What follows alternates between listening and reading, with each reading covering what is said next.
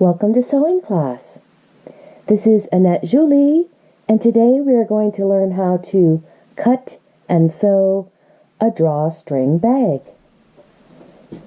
Here you see the pattern that I've made, and I just took an 8.5 by 11 piece of paper, and I've drawn 1/2 inch seam allowance on 3 sides, and at the top I drew a 1/4 inch seam allowance, and then 1 inch seam allowance for the drawstring, and another 1 inch for the tunnel for the drawstring. So 1/4, 1 inch, 1 inch, 1/2 inch, 1/2 inch, 1/2 inch. Okay, and get out an 8.5 by 11 piece of paper. I also have here the grain line. And we're going to end up cutting 2 of this out of fabric or muslin to make your drawstring bag. You're going to need your muslin fabric or a plain weave cotton print and some cording. Let's go ahead and take your fabric. Here's the selvage edge. And you're going to need enough fabric, like I said, to be able to cut 2. And you can bring your fabric over so that you have your 2 pieces now. And you're not going to use the selvage edge. You're going to cut that off. But you can leave it on there for now.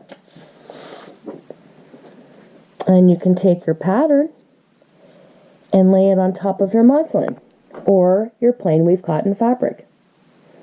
You could also do this in a fancy fabric, but the first time you do a project, it's best to start it in a less expensive and easier fabric to work with, a fabric that's not going to be too slippery or perhaps melt when you iron it. Okay, so we've got this lined up. This looks good. And what we want to do to make sure this is on grain, we want to measure from the edge of our selvage to our grain line and make sure that this distance at this end of the grain line is the same as this distance at the other end of the grain line. So that looks like that's about 6 1/8 of an inch.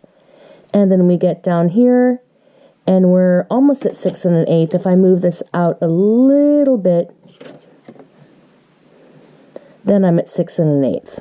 Yours might be 6 inches, 5 inches, whatever, but make sure this is equidistant.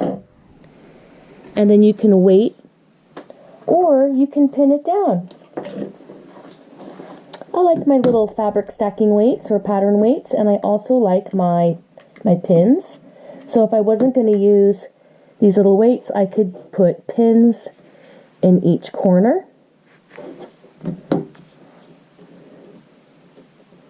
Can pin all the way through, right? This is an option.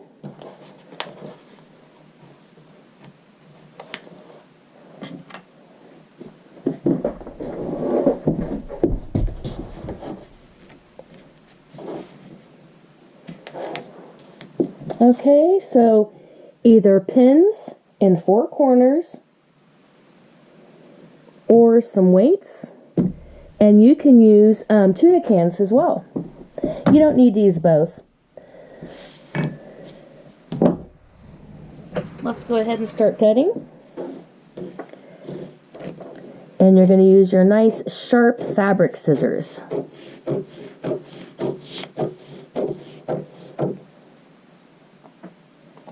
And like I said, we don't need all the pins, but it is fun to be able to show how many different kinds of ways we can secure the pattern to the fabric.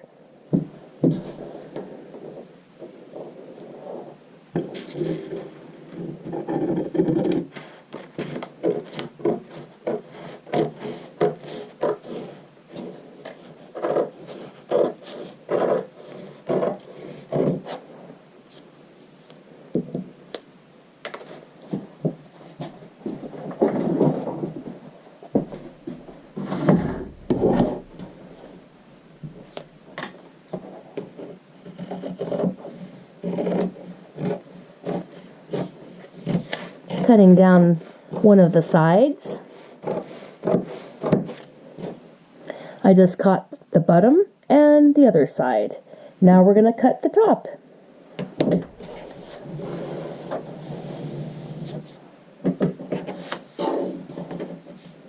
Give myself a better angle to cut from.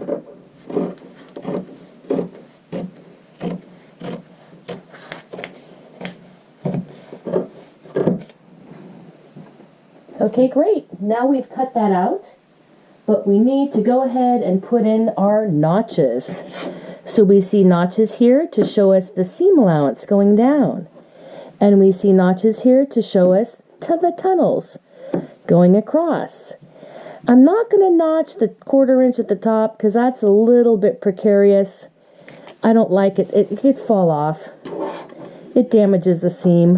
We will make note to ourselves that it is 1/4 inch there at the top.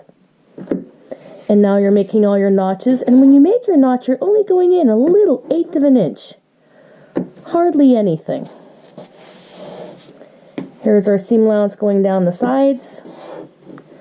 And started over there. So now we've done our notching.